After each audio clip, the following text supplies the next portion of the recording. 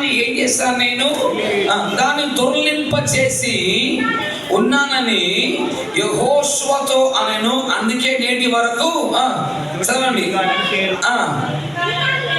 గిల్గాల్లో దిగి అందుచేత నేటి వరకు ఆ చోటికి ఏమని పేరు పెట్టబడేను, గిల్గాల్ అని పేరు పెట్టబడేను. Then the Lord said to Joshua, today I have rolled away the approach of Egypt from you. So the place has been called Gilgal to this day. ఈ రోజు వరకు ఆ స్థలానికి గిల్గాల్ అని పేరు పెట్టబడెను. దేవుని నామానికి మహిమ కలుగును గాక. అక్కడ దేవుడు యెహోషువకు చెప్పిన మాట ఏంటిదంటే, మీ మీద నున్న ఐగుప్తు అవమానమును ఏం చేస్తాను, దాన్ని దొర్లివేస్తాను. I rolled away the approach from your name. నీ పేరు నుండి, నీ పేరు పైన పెట్టబడిన ఆ నిందను దేవుని బిడ్డలారా, చాలు పర్లేదు, ఇది మైక్ పట్టేసుకుంటే ఎట్లా, దేవుని బిడ్డ నీ పైన పెట్టబడిన అవమానమును నీ పై నుండి ఏం చేస్తాను, నేను దొర్లించి వేశాను. దేవుని నామానికి మహిమ కలుగును గాక. గిల్గాల్ మాటకు రెండవ అర్థం ఏంటిదంటే, దేవుని బిడ్డ రోలింగ్ స్టోన్, దొర్లి వేయబడిన రాయి.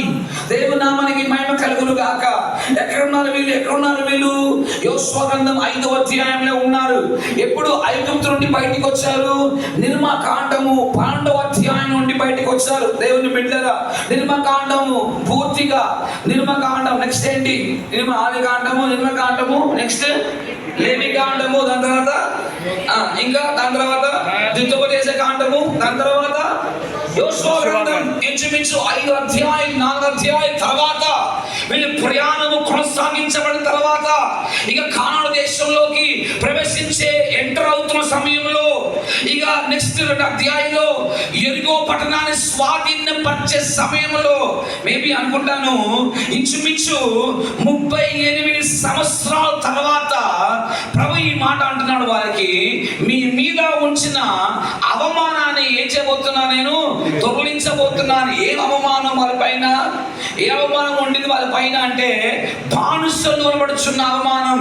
వీళ్ళు ఐగుప్తులో నుండి దేవుని బిడ్డరా 40 సంవత్సరాలు వీళ్ళు ప్రాణం చేస్తూ ఉంటే అన్ని జనుల మధ్యలో, మనుషుల మధ్యలో, రకరకమైన మనుషుల మధ్యలో వీళ్ళకి ఒక పేరు పెట్టబడింది. ఆ పేరు ఏంటిదంటే, వీళ్ళు కఠినమైన బానిసలు.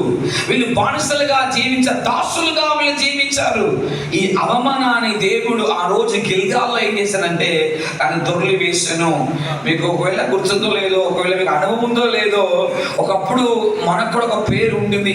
మనకు కూడా మనుషులు విధమైన మనుషులు మనల్ని అవమానించారు.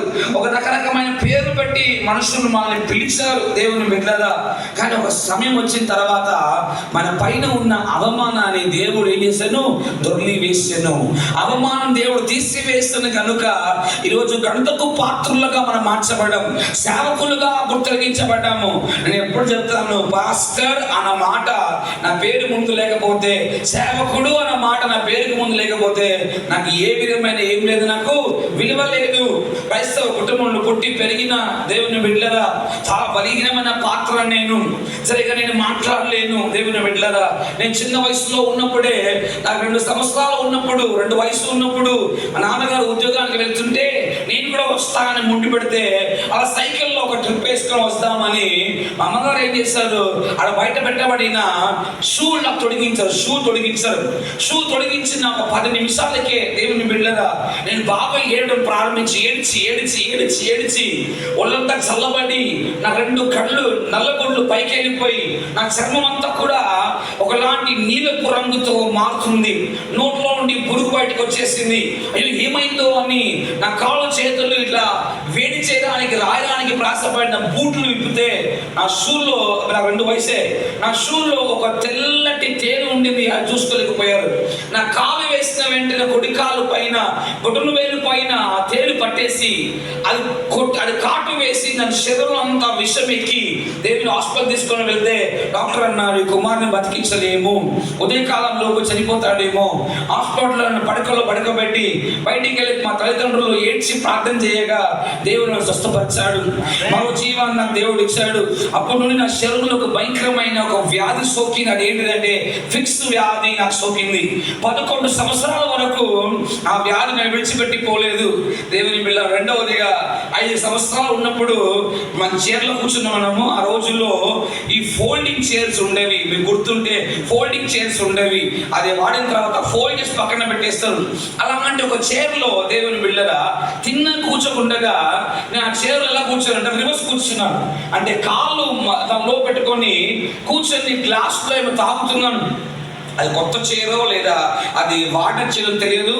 అది నేను లేచిన వెంటనే ఆ చైర్ ఏమైపోయింది, ఆటోమేటిక్గా ఫోల్డ్ అవుతుంది.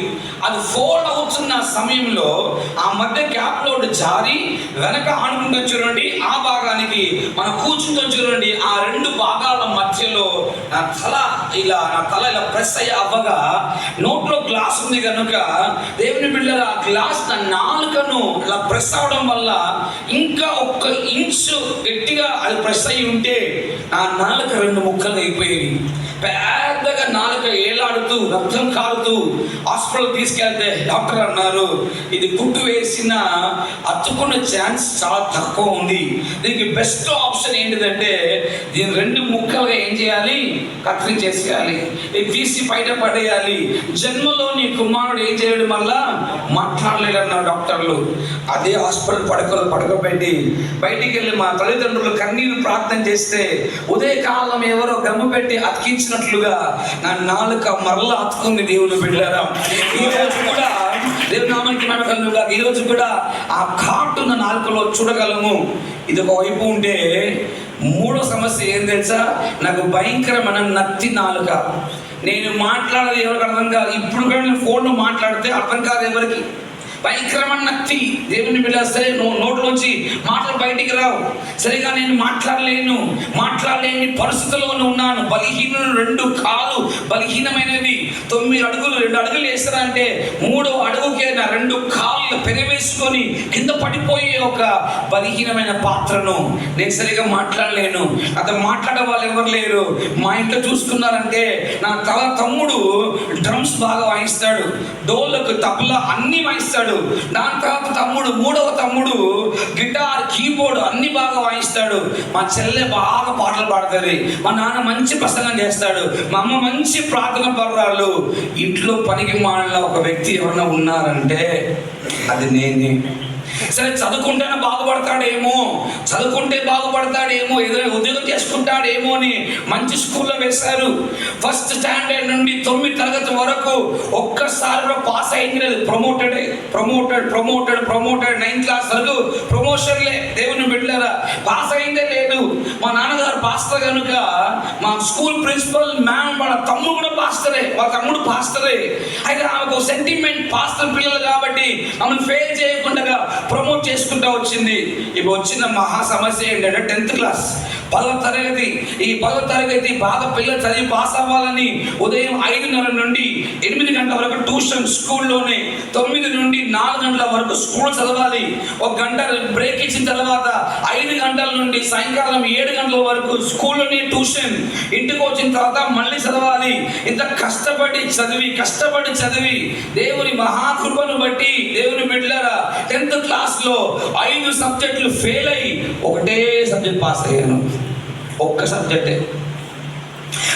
సబ్జెక్ట్ పాస్ అయ్యాను. 5 ఫెయిల్. ఈ ఫెయిల్ అయిన పిల్లలు ఇంట్లో ఉంటే ఎలా ఉంటుందో మీకు అర్థం. అనుభవం, ఫెయిల్ అయిన వరకు అనుభవం ఉంటుంది, పాస్ అయిన అనుభవం ఉంటుంది. ఇంటి వాకిలి నుండి లోపల ఉన్న బాత్రూమ్ వరకు అన్ని పనులు వాళ్ళే చేయాలి. అన్ని పనులు చేస్తాను. ఇంట్లో అవమానం భరించలేకపోయాను. నాకు చదువుకున్న పిల్లలందరూ కాలేజ్కి వెళ్తున్నారు. దేవుని బిడ్డలారా, మా తల్లిదండ్రులు వేదన పడడం చూడలేకపోయాను. మొద్దు పిల్లలు కూడా వాళ్ళు ప్రార్థన చేసి పాస్ అయిపోయేవాళ్ళు. వాళ్ళ ఇంట్లో ఉంటూ వాళ్ళ చేతిలో పెరుగుతూ చదవలేకపోయాను. దేవుని బిడ్డలారా, 6 సార్లు రాసిన తర్వాత పరిపూర్ణంగా 7వ సారి రాస్తే 10th పాస్ అయ్యాను నేను. దేవుని నామానికి మహిమ కలుగును. కష్టమని చెప్తున్నాను.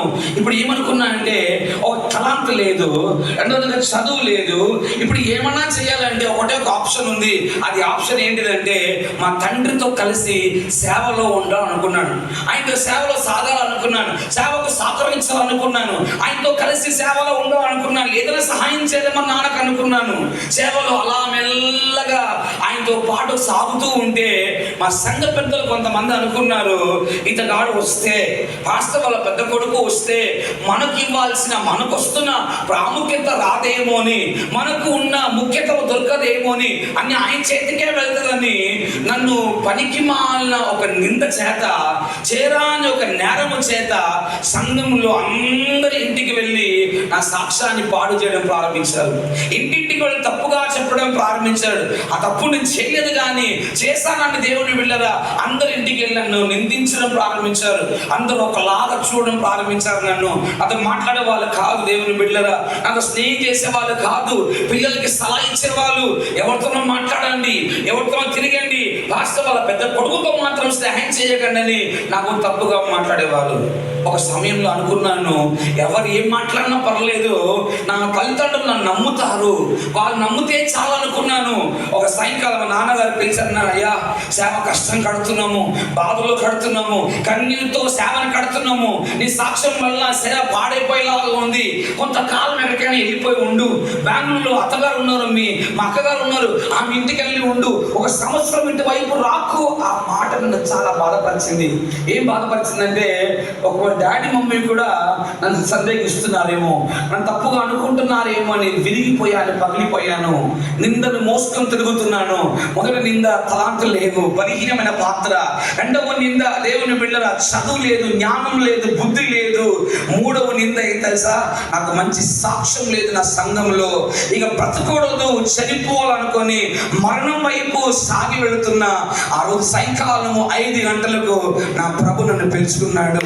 దేవుని నామానికి మహిమ కలుగును గాక. ఆయన చెప్పిన మాట ఏం తెలుసా, నా కుమారుడా నీ కొరకు నేను మరణించాను, నా కొరకు నువ్వు ఏం చేస్తావు అంటే, నేను ప్రభు గారిని ఏమి ఇవ్వాల ప్రభువా, నీకేం చేయాలి, నా దగ్గర ఏముంది నీకు ఇవ్వడానికి, ఏదైనా ఒకటి ఉంది అంటే ఎవరు నమ్మని, ఎవరు ప్రేమించని, ఎవరికి ఇష్టం లేని, ఎవరికి ఉపయోగం లేని జీవితం ఉంది ప్రభు అంటే, ప్రభు అన్నాడు అది నాకు ఇచ్చి చూడు, దాని ఇలా నేను మారుస్తాను, అది నాకు ఇచ్చి చూడు, అది ఎలా మారుస్తాను అని ప్రభు నన్ను ప్రభుతో మాట్లాడితే నా జీవితాన్ని మరోసారి ప్రభుకు అప్పగించాను. తిరిగి ఎక్కడ మనుషులు హేళనంగా మాట్లాడారో, తిరిగి ఎక్కడ మనుషులు అవమానంగా మాట్లాడాడో, పనికి మాలిన వ్యక్తిగా చూశాడో, అదే సంఘంలో దేవుడు నిలబెట్టడం ప్రారంభించాడు, వాడుకోవడం ప్రారంభించాడు. అక్కడ దేవుడు నన్ను లేవనెత్తడం ప్రారంభించాడు. దేవుని నామానికి మహిమకరంగా చెప్తున్నాను. దేవుని బిడ్డలారా, నేను గమనించింది ఏంటిదంటే, నన్ను పిలిచిన దేవుడు, నన్ను వేరుపరిచిన దేవుడు, మూడోదిగా ఆయన చేసిన పని ఏం తెలుసా, నా పైన ఉన్న నిందను ఆయన తొలగించాడు, నా పైన ఉన్న అవమానం దేవుడు తొలగించాడు, నా పైన ఉన్న పేరు దేవుడు తొలగించాడు. దేవుని నామానికి మహిమ కలుగును గాక. ప్రభు నామానికి మహిమకరంగా చెప్తున్నానండి, గొప్పగా చెప్పట్లేను. దాని తర్వాత 2 మాస్టర్ డిగ్రీలు చదవడానికి దేవుడు నాకు కృపణించాడు. బైబుల్ స్కూల్ రన్ చేయడానికి దేవుడు నాకు కృపణించాడు. మన భారతదేశంలో ఉన్న ప్రాచీనమైన కొన్ని బైబిల్ కాలేజీలో వెళ్ళి బోధించడానికి దేవుడు నాకు కృపణించాడు. దేవుని నామానికి మహిమకరంగా చెప్తున్నాను. సంవత్సరంలో ఇంచుమించు ఒక 50 రోజులైనా ఇతర బైబిల్ కాలేజీకి వెళ్ళి బైబిల్ స్టూడెంట్స్ కి దేవుని బిడ్డలారా ఉపదేశం ఇవ్వచ్చే కృపను దేవుడు నాకు అనుగ్రహించారంటే కారణం ఏం తెలుసా, నా పైన ఉన్న నిందను దేవుడు తొలగించెను. దేవుని నామానికి మహిమ కలుగును గాక. వాక్యంలోకి మనం వెళ్తే ఇప్పుడు ఏలియా అంటున్నాడు, ఎలీషా గిల్గాల్ నుండి బాగానే వచ్చావయ్యా, నీ నింద తొలగించబడ్డాయి, దేవుడు నిన్ను వేరుపరిచాడు, కానీ ప్రభు నన్ను ఇప్పుడు బేతేలికి వెళ్ళమంటున్నాడు, నువ్వు గిల్గాల్లో ఉండుమంటే ఎలీషా అంటున్నాడు, జీవం గల దేవుడి తోడు అయ్యా, నీ తోడు, నీతో పాటు ఏం చేస్తాను, నేను బేతేలికి వస్తాను. మన ఆత్మీయ జీవితంలో, మన పరిచర్యలో, మనం ఎక్కడైనా మన జీవితంలో మనం ఎదగాలి అంటే, ఉన్నతమైన స్థాయికి మనం రావాలి అంటే బేతేల్ మన జీవితంలో చాలా ప్రాముఖ్యము. దేవుని బిడ్డలారా, చాలా ప్రాముఖ్యము. ఏంటి మన బేతేల్ ఏంటి, వాట్ ఈస్ మై బేతేల్? దానిలోకి ఇక సమయం తీసుకొని క్లుప్తంగా 2-3 పాయింట్స్ చెప్పి నేను ముగిస్తాను. బేతేలు అంటే అర్థం ఏంటి? దేవుని యొక్క, చెప్పాలి, బేతేలు అర్థం ఏంటి? దేవుని యొక్క మందిరము, హౌస్ ఆఫ్ గాడ్. బేతేలు అర్థం ఏంటిదంటే హౌస్ ఆఫ్ గాడ్, దేవుని యొక్క మందిరము. ఎవరు పెట్టారు ఈ పేరు? ఈ పేరు పెట్టింది ఎవరు? యాకోబు ఈ పేరు పెట్టారు. యాకోబు ఈ పేరు పెట్టాడు. దేవుని బిడ్డ తన తండ్రి ఇంటి నుండి మామగారి ఇంటికి తను భయముతో వెళ్ళిపోతున్నప్పుడు, అన్నకు భయపడి పారిపోతున్నప్పుడు ఆ రాత్రి ఆయన నిద్ర చేసి, దేవుని బిడ్డలారా, ఆ నిద్రలో దేవుడు దర్శనం చేత, కళ చేత ఆయనతో మాట్లాడగా లూచు అనబడుచున్న పేరుకి, స్థలాన్ని పేరుకి బేతేల్ అని పేరు పెట్టాడు. బేతేల్ అన్న మాట అర్థం ఏంటిదంటే దేవుని యొక్క మందిరం. స్టోరీ షార్ట్ గా చెప్పాలంటే, మామగారి ఇంటికి వెళ్ళాడు. అక్కడ వెళ్తున్నప్పుడు ప్రభుకు వాగ్దానం చేస్తాడు, తిరిగి వస్తే ఈ బేతేల్లో ఏం చేస్తాను, ఒక మందిరాన్ని కడతా అన్నాడు. తిరిగి వెళ్ళిపోయాడు. పెళ్లి అయింది, పిల్లలు పుట్టారు. బేతేలుకి రావాల్సిన యాకోబు షీకెంకి వెళ్ళిపోయాడు. దేవుని బిడ్డ 34వ అధ్యాయం వరకు షీకెంలో ఉన్నాడు. భయంకరమైన ఘోరాలు జరిగాయి, సమస్యలు జరిగాయి.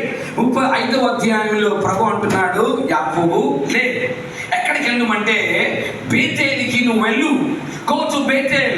అక్కడ వెళ్ళి నా కొరకు బలిపీఠాన్ని కట్టు, నా కొరకు మందిరాన్ని కట్టు. దేవుడు యాకోబుతో మాట్లాడితే ఇప్పుడు యాకోబు తన ఇంటి వాళ్ళతో చెప్పుచున్న మాట చూడండి. రండి మనం బేతేలుకి వెళ్దాం. ఏంటి మన బేతేలు? 35వ అధ్యాయం, ఆది కాండము 35వ అధ్యాయం 1వ వచనాన్ని మనం చదువుదాం. ఆది కాండం 35వ అధ్యాయం 1వ వచనాన్ని మనం చదువుదాం.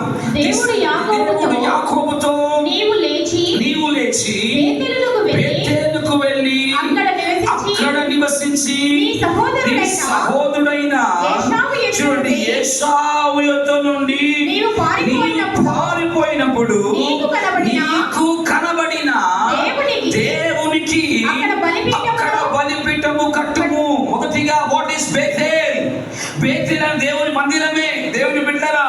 కానీ అది ఇలాంటి స్థలం అంటే నీకు కనబడిన దేవుడు, a God who appeared to you. మొట్టమొదటిసారి యాకోబుకు దేవుడు కనబడిన స్థలం అది. దేవుని బిడ్డరా, క్రైస్తవ కుటుంబంలో పుట్టాడు, ఇస్సాకు ఇంట్లోనే పుట్టాడు, వాగ్దానమైన పుత్రుడి ఇంట్లోనే పుట్టాడు. దేవుని బిడ్డరా, దేవుని గాఢంగా నమ్ముకున్న ఇంట్లో పుట్టాడు. కానీ అప్పటి వరకు దేవుడు చూసిన అనుభవం లేదు యాకోబుకు. దేవుడు అంటున్నాడు, నీకు కనబడిన దేవుడు నేను. ఎక్కడ కనబడ్డాను నీకు? నేను బేతేల్లో కనబడాను. So what is Bethel? Bethel is a place where God appeared to you, where God met you for the first time. మొట్టమొదటిసారి నీకు దేవుడు కనబడ్డాడు చూడు, దేవునితో మాట్లాడాడు చూడు, అదే నీ బేతేలు. దేవుని నామానికి మహిమ కలుగును గాక. ఎంత గొప్ప సేవకులైనా, ఎంత గొప్ప విశ్వాసి అయినా, మనం జన్మించాల్సిన, మన ఆత్మీయంగా జన్మించిన స్థలమే బేతేల్. హల్లెలూయా. ఆ స్థలాన్ని మాత్రం ఎప్పుడు ఏం చేయకూడదు, మర్చిపోకూడదు. ఆ స్థలాన్ని ఎప్పుడు కూడా విడిచిపెట్టకూడదు. Praise the lord. ఒకవేళ మీరు సేవకులుగా ఉంటే, ఏ సంఘంలో పుట్టారో, ఏ సేవకుల దగ్గర మీరు జన్మించారో, ఏ బేతేల్లో మీరు పుట్టారో, ఆ బేతేల్ని మాత్రం ఎప్పుడు ఏం చేయకూడదు. ఎందుకు తెలుసా? మొట్టమొదటిసారి దేవుడు మీకు అక్కడే కనబడ్డాడు. మొట్టమొదటిసారి దేవుడు మీకు అక్కడ ప్రత్యక్షమయ్యాడు. అక్కడ దేవుడు మీతో మాట్లాడాడు. So do not forget your Bethel. ఒకవేళ అక్కడ పరిస్థితులు బాగాలేవేమో, ఒకవేళ అక్కడ మనకు యాక్సెప్టెన్స్ లేదేమో, అక్కడ మనకు ప్రోత్సహించే వాళ్ళు లేదేమో, పర్లేదు, ఆ స్థలాన్ని మాత్రం మర్చిపోకూడదు. అందుకే ప్రభు అంటున్నాడు, నీకు నీ అన్న దగ్గర నుండి నువ్వు భయపడి వెళ్ళిపోతున్నప్పుడు నీకు ప్రత్యక్షమైన దేవుడు ఎక్కడ ప్రత్యక్షమయ్యాడో, యాకోబు అక్కడికి వెళ్ళి ఏం చేయమంటున్నాడు దేవుడు? బలిపీఠం కట్టు. వాస్తవంగా చెప్పాలంటే దేవుడు చెప్పలేదు కట్టమని బలిపీఠం. ఇతగాడు చెప్పుకుంటాడు బలిపీఠం కడతానని. నా తోడు ఉంటే, నువ్వు చెప్పినంత చేస్తే, నేను మరలా తిరిగి వచ్చినప్పుడు ఈ నిలబెట్టిన ఈ రాయిని ఏం చేస్తా అన్నాడు? బలిపీఠం. మామూలుగా చెప్పేళ్ళాడా? నూనె రాసి చెప్పేళ్ళాడు. ఎందుకు నూనె రాశాడు? దేవుని బిడ్డరా, ఎన్ని వర్షాలు, దుమ్ములు, వరదలు వచ్చినా కూడా రాసిన నూనె అచ్చుతో చూడండి, అది మాత్రం పోదు. అందుకే నూనె రాశాడు. ఇదంతా చాలా ఉన్నాయి కానీ ఒక అనుభవం చెప్తున్నాను అంతే. నేను గుర్తు చేయాలి, నాకు ఈ నూనె గుర్తు చేయాలి. ఇక్కడ మర్చిపోయాడు. చాలాసార్లు దేవుని బిడ్డలారా, మనం ఉన్న బేతేల్ని కట్టేవారంగా మార్చబడాలి.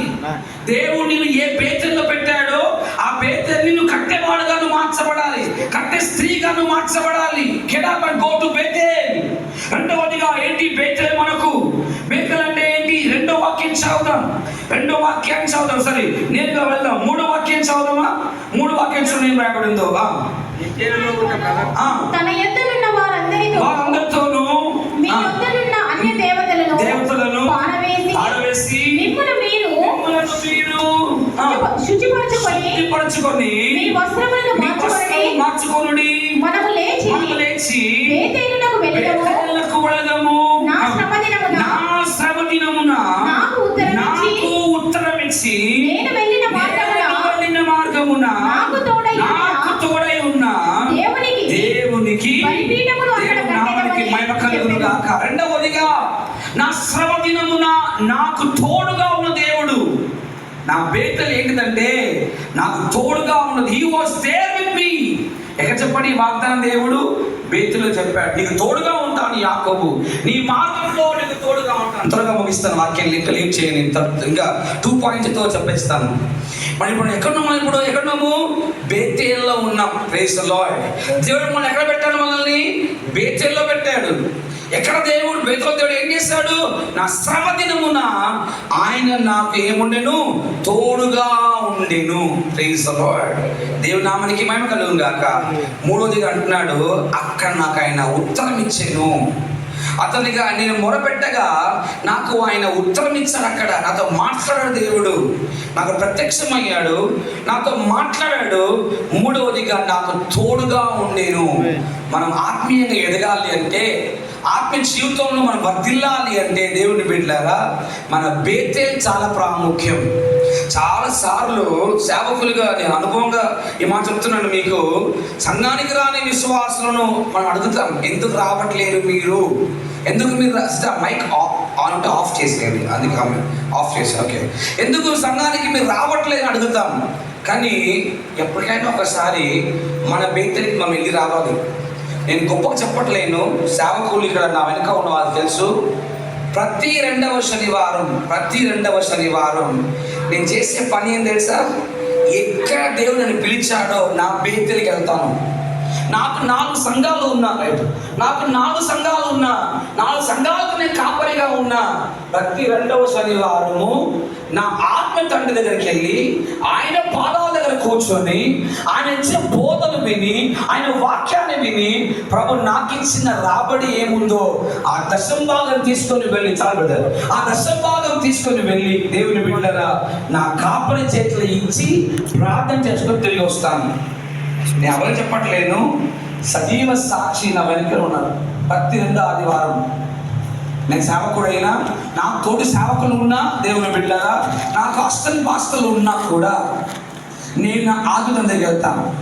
దేవుడు నా దీవించండి. ఇది చాటిపేశారు ఎక్కడో మైక్ ఆన్.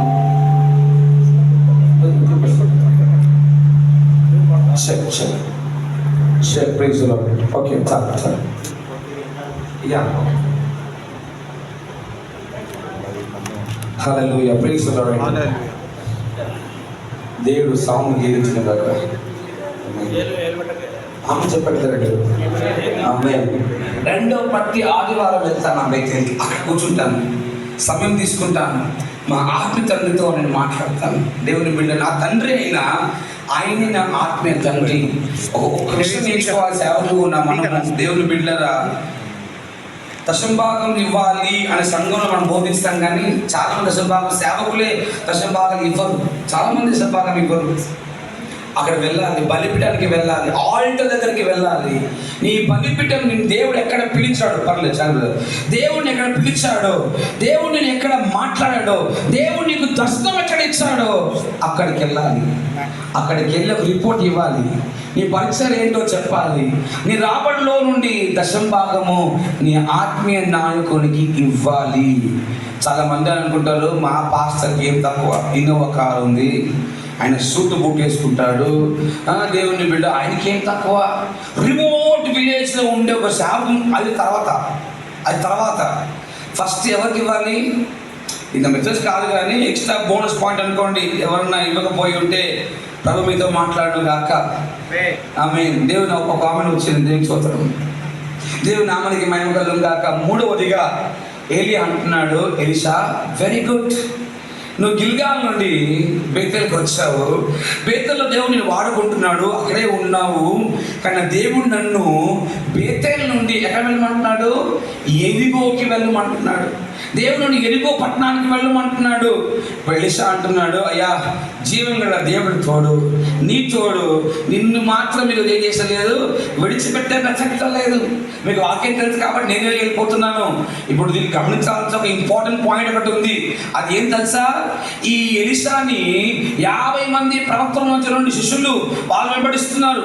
వెంబడించడం మాత్రం కాదు, అప్పుడప్పుడు ఒక వాట్సాప్ మెసేజ్ పంపిస్తున్నారు. ఏ మెసేజ్ పంపిస్తున్నారు? అయ్యా నువ్వు ఎవరు వెంబడిస్తున్నావు తెలుసా?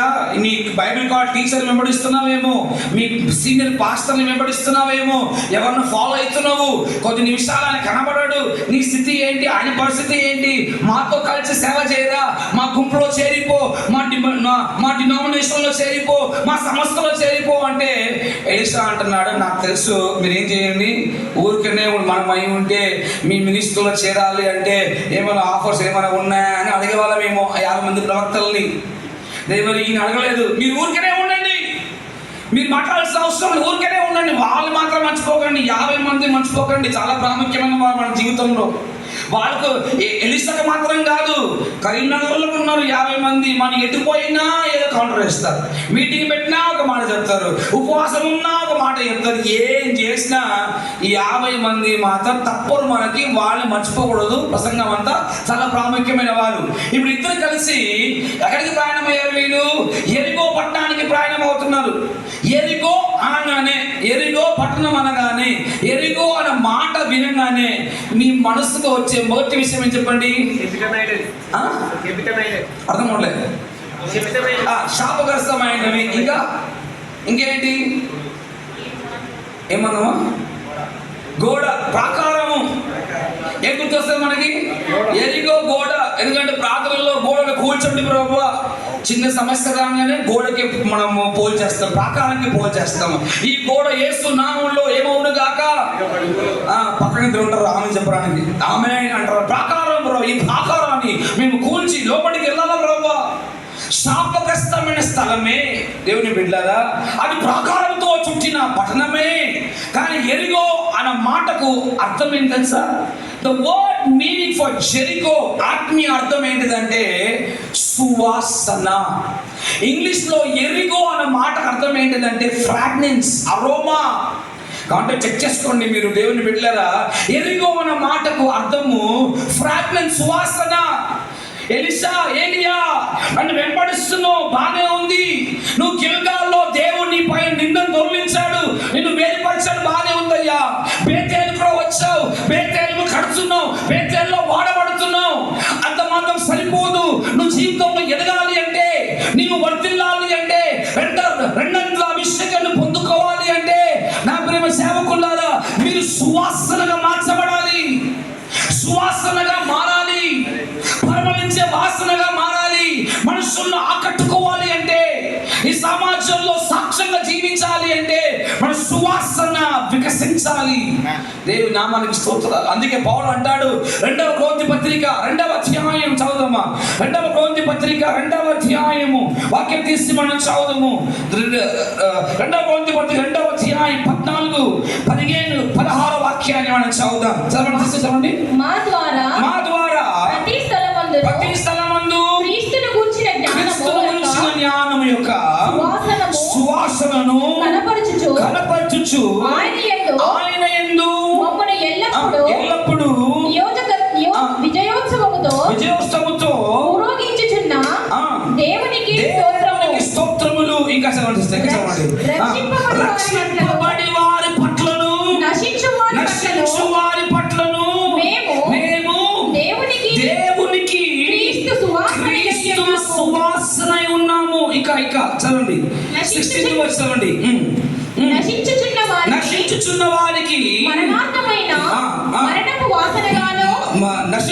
వారికి మరణపు వాసనగాను రక్షింపబడే వారికి జీవార్థమైన జీవపు వాసనగాను మేము ఉన్నాము. దేవుని నామానికి మహిమ కలుగును గాక. దేవుడు పౌలు అంటున్నాడు కొరింథీ సంఘానికి, మెకదోనియా ప్రాంతానికి వెళ్ళినప్పుడు తీతు అనే మనుషుడు ఆత్మీయ కుమారుడు కనబడిన అనేసరికి దాని తర్వాత అంటున్నాడు, మేము క్రీస్తు సువాసనగా ఉన్నాము. ఎవరికి సువాసనగా ఉన్నాము? పాస్టర్ గారు సువాసన అంటే ఈరోజు మీటింగ్ రాకముందు ఇటు సైడ్ లో ఒక సెంట్, ఇటు సైడ్ లో ఆ సువాసనగా చెప్పేది నేను. మేము ఎవరికి సువాసనగా ఉన్నాం తెలుసా? రక్షించబడిన వారికి సువాసనగా ఉన్నాం, అంటే సంఘంలో సువాసనగా ఉన్నాము. రక్షింపబడని వారికి కూడా ఏమున్నాం మేము? క్రీస్తు సువాసనగా, అంటే సమాజంలో కూడా ఏమున్నాం మేము? సువాసనగా మార్చబడ్డాం. హల్లెలూయా. ఒక సేవకుడు ఎక్కడికి వెళ్ళినా క్రీస్తు సువాసన అలా ఏం చేయాలి? పరిమళించాలి, అలా స్ప్రెడ్ అవ్వాలి సువాసన. దేవుని నామానికి మహిమ కలుగునుగా. దేవుని బిడ్డలారా, ఒక ఉపమానం ఉంది బైబిల్లో. సిమ్యోన్ ఇంట్లో యేసు ప్రభు ఉన్నప్పుడు మరియా అత్తరు పుట్టి ఏం చేసిందంట? ఏం చేసింది? గిన్నెతో కొలవలేదాన్ని, ఆ మూతతో కొలవలేదు. అత్తరు పుట్టి ఏం చేసింది? పగలగొట్టింది. ఇక మన భాషలో చెప్పుకోవాలంటే విరగొట్టింది. ఏం చెప్పింది? విరగొట్టింది ఆ బుట్టిని. ఆ సువాసన ఏమైందంట? ఇల్లంతటా. నెక్స్ట్ ఏమంటాడు మాట? ఈ సువార్త ప్రకటించే అన్ని చోట్ల ఈ సువాసన ఏమవ్వాలి? ఇప్పుడు కూడా ఉంది సువాసన. అని ఆమె గురించి మాట్లాడుతున్నాం కాబట్టి మీకు వస్తుంది వాసన, నాకు వస్తుంది వాసన. హల్లెలూయా. ఇప్పుడు సువాసనగా మారాలి అంటే ఈ బాటిల్ ఏం కావాలి? అత్తరు బుట్ట ఏం కావాలి? పగలాలి. సింపుల్ మెసేజ్, పగలాలి. నీవు నేను సువాసనగా మారాలి అంటే దేవుని చేత, శ్రమల చేత, శోధన చేత, వాక్యమైన ఉదురు స్థానము చేత, దేవుడు అగ్ని పరీక్ష చేత ఏం చేయబడాలి? విరగొట్టబడాలి, నలగాలి, బ్రేక్ అవ్వాలి. Ministry is not making, ministry is breaking. Breaking అంటే ఏంటి అర్థము? దేవుడి సంఘంలో విరిగిపోవాలి. చాలా మంది అనుకుంటారు, ఎంత గొప్ప సేవ అండి వాళ్ళు, ఎంత గొప్ప సేవ. ఆ గొప్ప సేవ ఉట్టికి రాలేదండి, వాళ్ళు విరగొట్టబడ్డారు కనుక. ఇప్పుడు రోజ్ పువ్వు చాలా ఇష్టం, సిస్టర్ చాలా ఇష్టం రోజ్ పువ్వులు అంటే. ఎక్కడ పువ్వు చూసినా మనసులో ఒక ఆలోచన వస్తుంది, తెచ్చితే బాగుంటుంది ఏమో అనిపిస్తుంది. ఈ రోజు పువ్వును అలాగనే సువాసన పీల్చండి, వాసన పీల్చండి, అది మన ముక్కులు ఒకే వెళ్తాయి ఆ వాసన. కానీ అదే పువ్వును తెంచి చేత దాన్ని బాగా నలిపి నలిపి నలిపి ఆ వాసన పీల్చండి, నాసికంలో నుండి అలా వెళ్తుంది, బ్రెయిన్కి వెళ్తుంది వాసన. ఇక్కడ మైండ్లో రిజిస్టర్ అయిపోతుంది. అలాంటి పువ్వు మీరు ఎక్కడ చూసినా ఆ వాసన మీకు ముక్కులో, మీ బ్రెయిన్లో కనబడుతుంది. అంటే ఆ పువ్వు ఏం చేయబడింది? నల్లగొట్టబడింది. హల్లెలూయా. ఈరోజు మీరు నేను సువాసనగా మారాలి అంటే, పరిమళ వాసనగా మారాలి అంటే, వికసించే వారంగా మనం మార్చబడాలి అంటే, దేవుని బిడ్డల బేతేల్లో వస్తే సరిపోదు. బేతేల్లో నువ్వు నల్లగొట్టబడాలి, విరగొట్టబడాలి, దేవుని చేత నువ్వు నలిపేయబడాలి, శ్రమల చేత. అప్పుడే అవుతుంది. ఇప్పుడు సేవలు ఎదిగిన తర్వాత, సేవ వచ్చిన తర్వాత 24 గంటలు నా దర్శనం ఏంటిదంటే, ఉదయము, మధ్యాహ్నము, రాత్రి దర్శనం ఏంటిదంటే, పాస్టర్ అవ్వాలంటే ఎడికి వెళ్ళాలి? పాస్టర్ అవ్వాలంటే ఎడికి వెళ్ళాలి? బైబిల్ కాలేజ్కి వెళ్ళాలి కదా. ఇప్పుడు నా దర్శనం ఏంటిదంటే, మనం పాస్టర్ అయితే ఇంటర్నేషనల్ పాస్టర్ అవ్వాలని ఫారిన్కే వెళ్ళాలనుకున్నాను, నేను విదేశాలకే వెళ్ళాలనుకున్నాను. విదేశాలకి వెళ్ళాలని ప్రార్థన చేస్తూ ఉంటే ఎవరు పంపించాలో తెలియదు.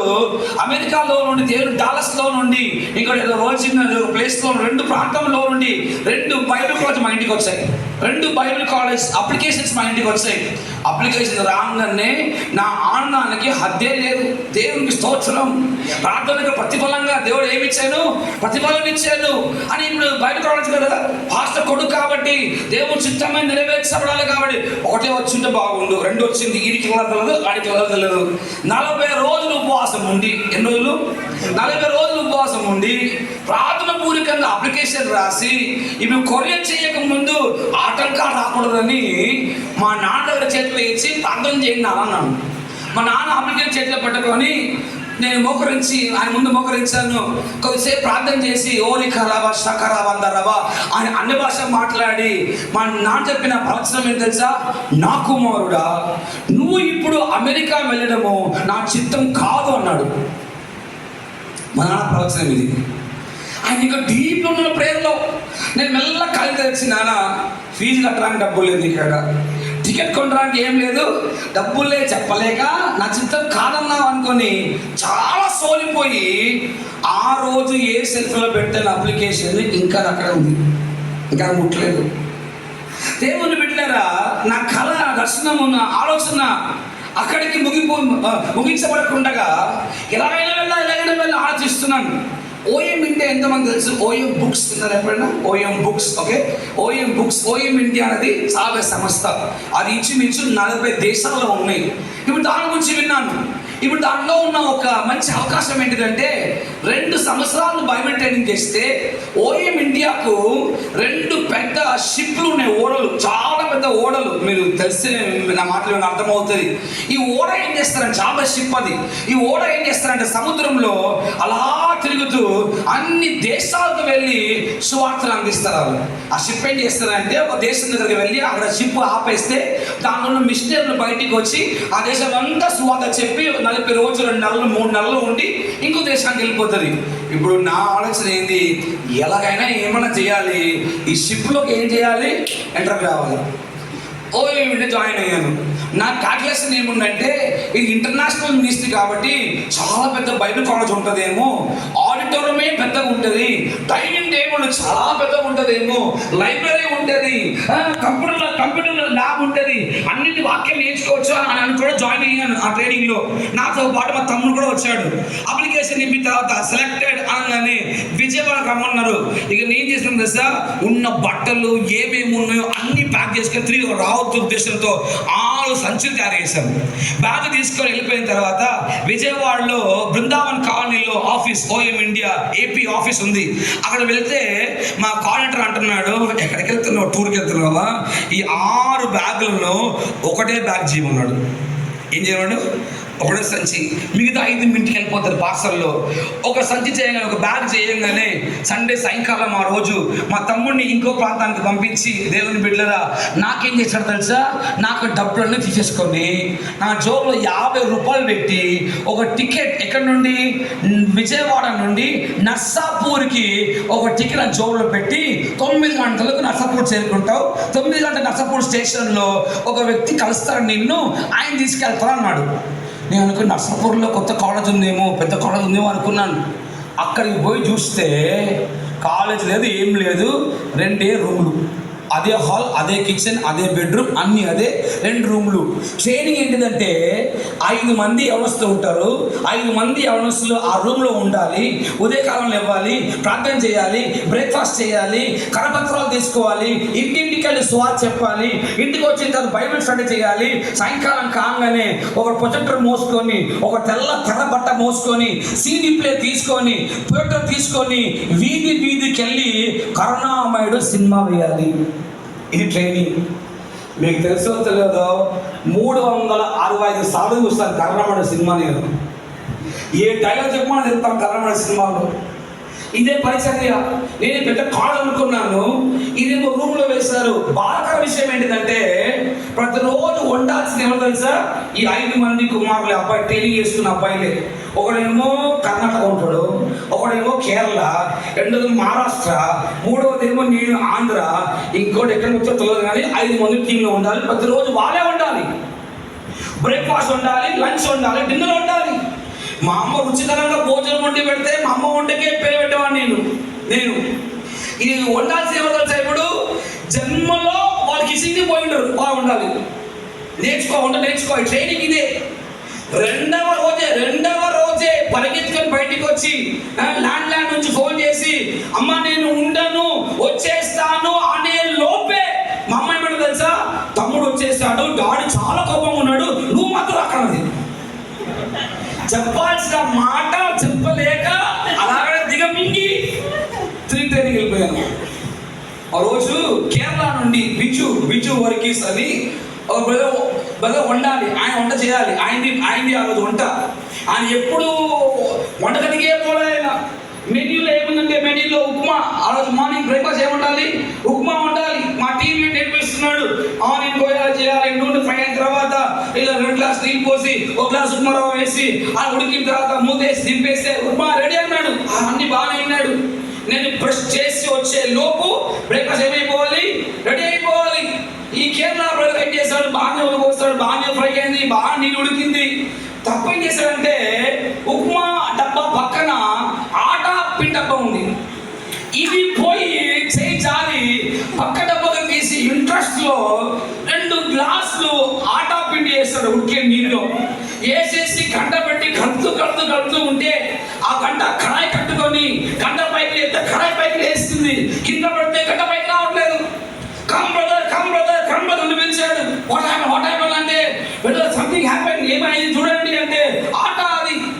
ఆయనకి అన్నాను టీంలో రాక మునిపే ఏం చేస్తుంది పడేసి మళ్ళీ ఇంకో ఉప్మా ఇచ్చి అన్నాను లేదా వచ్చేసాడు టీంలో. వచ్చాక ఏమైంది అంటే అన్న దరిద్రుడు బయట అది నా ఇన్నర్ వాయిస్, అది బయట వాయిస్ కాదు. దరిద్రుడు అన్న ఉప్మా రవ్వ వేయడం కంటే ఏం వేశాడు వీడు, ఆటా వేశాడు. పడేయబోతున్నాం అంటే మా టీం అంటాడు పడేయకూడదు, ప్రైజ్ ది లార్డ్, మనం కొత్త డిష్ కనిపెట్టాలి అన్నాడు. మీరు నవ్వుతున్నారు కానీ ఈరోజు ఆ ఆటా ఉప్మాని ఉడికని పిండిని ప్లేట్లో వేస్తే అలా ఉండ్రాలు వేసుకొని ఒకటి మింగి నీరు తాగి జీవనంగా కడుపు ఉప్పుదే మా అమ్మ వంట గుర్తొచ్చింది నాకు. దేవుని బిడ్డలారా, ఇంటి నుండి ఫోన్ రాకూడదు, ఇంటి నుండి డబ్బులు రాకూడదు, ఇంటి నుండి ఉత్తరమే రావాలి. ఆ ఉత్తరం కూడా మేము ఎక్కడ ఉన్నాం ఆడి కాకూడదు. ఆ ఉత్తరము విజయవాడలో ఆఫీస్కి వెళ్ళాలి, ఆర్డర్స్కి వెళ్ళాలి. వాళ్ళు ఏం చేస్తారు తెలుసా, ఉత్తరాన్ని తెరిచి ఏదైనా ఇమోషనల్ గా నా కుమారుడా నేను మిస్ అవుతున్నాను ఆ డైలాగ్స్ ఏమైనా ఉంటే అవన్నీ కొట్టేస్తారు. ఎందుకంటే ట్రైనింగ్ లో ఏమవుతారు వీళ్ళు, డిస్టర్బ్ అవుతారని. ఒక ఉత్తరం ఏమొచ్చింది తెలుసా, ప్రైజ్ ది లార్డ్ వచ్చింది, లాస్ట్ లో వర్డ్ బాయ్ అన్ని కొట్టేస్తారు. ఏడు దాంట్లో ఉత్తరంలో డబ్బులు ఇంట్లో నుంచి నెలకిచ్చే 300 రూపాయలు లోపే పాకెట్ మనీ, దాంట్లోనే ఖర్చులు భరించాలి. తలకి దేవుని బిడ్డరా, తలకి ఒంటికి బట్టలకి అన్నిటికీ ఒకే సోప్ ఇచ్చేవాళ్ళు, రిన్ సోప్, ఒకటే సోప్. ఆ ఒక్క సోప్ వాడాలి. ఇంట్లో డవ్ సోప్ వాడేవాడిని, డవ్ షాంపూ వాడేవాడు మా ఇంట్లో ఉన్నప్పుడు, ఒకటే సోప్. ఒక క్రిస్మస్కి లూథరన్ చర్చ్లో వాక్యం చెప్పడానికి వెళ్ళాలి, ఇంగ్లీష్లో వాక్యం చెప్పాలి. లూథరన్ చర్చ్లో నర్సాపూర్లో జరిగిన సంగతి ఇంగ్లీష్లో వాక్యం, క్రిస్మస్ మార్నింగ్ ఆ రోజు నర్సాపూర్లో వాక్యం చెప్పడానికి దేవుడు అవకాశం ఇచ్చిన ఆ రోజుల్లో లూథరన్ చర్చ్లో. అయితే 5 మంది టీంలో 4 ఏమో వేరే చర్చ్కి వెళ్ళాలి ఆడ క్రిస్మస్ ప్రోగ్రామ్ చేయడానికి.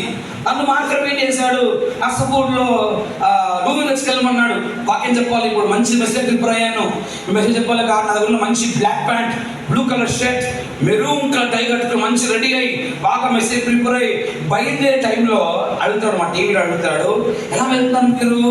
నేను అన్నా ఆటోలో వెళ్తాను, రిక్షాలో వెళ్తాను. ఆయన అన్నాడు, ఒకే రిక్షా డబ్బులు ఉన్నాయి మన కాడ, ఒకే రిక్షా డబ్బులు ఉన్నాయి కాబట్టి మేము 4 ఆటో రిక్షాలో వెళ్తాము, మీరు సైకిల్లో పోమన్నాడు. నా తెలియవాడు సైకిల్ ఒక్కసారి ఊహించండి, టై కట్టుకొని సైకిల్లో పోతే ఎలా ఉంటుందో ఒకసారి మీరు ఊహించండి. నేను సచ్చిగా సైకిల్లో పోనాను, లేదా సైకిల్లో పోవాను, సైకిల్లోనే వెళ్ళాలి. ఏం చెప్తున్నాను, సైకిల్లో వెళ్ళాలి. ఇక విన్నాడు అనే మాట విని, ఆయన పేరు కొమ్ము ప్రేమ, నేను పెట్టిన ప్రేమ ఆయనకి మొండి ప్రేమ. ఎందుకంటే ఏ మాట విన్నాడు, ఎవరు మాట విన్నాడు. సరే ఈయన వినడాన్ని మనమే టై ఇస్తూ ఉంటే టై పేసి వెళ్దామని అంటాడు, టై కట్టుకొని వెళ్ళు, చాలా బాగున్నాడు, టై కట్టుకొని వెళ్ళు. అప్పటికే నాకు కళ్ళలో నీళ్లు ఇలా పడబోతున్నాయి. క్యారియర్లో బైబిల్ పెట్టుకొని, డైరీ పెట్టుకొని, blue colour shirt, maroon colour tie కట్టుకొని సైకిల్లో వెళ్తూ ఉంటే 11 గంటలు ఉదయకాలము ఆకాశంలో ఎగురుతున్న విమానము ఆకాశంలో ఎగురుతుంది. మనసులో అనుకున్నాను, అక్కడ ఉండాల్సిన వాడిని ఎక్కడున్నా ప్రభావ, నేను సైకిల్లో ఉన్నాను ప్రభావ. ఆ లూథరన్ చర్చ్ గేట్ మ్యాన్, వాచ్మ్యాన్కి తెలియదు నేను స్పీకర్ అని, ఆయన తెలియదు. సైకిల్లో వెళ్ళేసరికి ఆయన అన్నాడు, ఓ అబ్బాయి సైకిల్ ఆడిపడి అన్నాడు. అంతే, అక్కడే కళ్ళు నీళ్ళు కారిపోయాయి. దేవుడు వాడుకున్నాడు ఏ సంగతి. ఏం చెప్తున్నాను తెలుసా మీకు, నేను సువాసనగా మారాలి అంటే దేవుడు మనల్ని నలగొట్టాలి. సువాసనగా మారాలి, దేవుడు మనల్ని నలగొట్టాలి. దేవుని బిడ్డల 3 సంవత్సరాలు దేవుడు నన్ను నలగొట్టాడు.